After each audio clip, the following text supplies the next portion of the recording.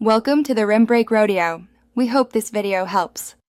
You're going to start immediately. Confirm your TV's Android version and CPU architecture so you download matching APKs. Once done, enable unknown sources or install unknown apps in settings so sideloading can run.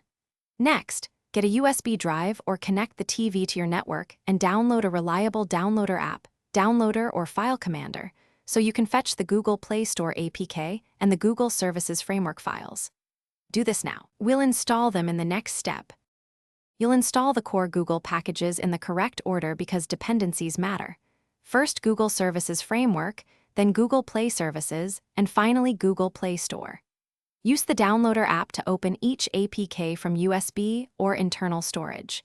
Tap Install, then immediately grant runtime permissions when prompted so services can register. Once Play Services installs, let it finish any background optimization.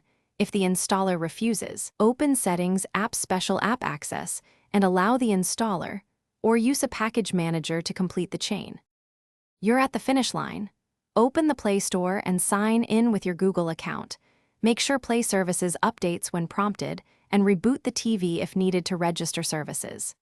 If the Play Store won't open or crashes, clear cache and data for Play Store and Play Services, then reinstall the matching APK builds. Architecture mismatch is the most common issue. If the device is uncertified, you may need alternative frameworks like Micro-G or consider rooting only if you understand the risks. Thanks for watching. Consider subscribing if we helped you.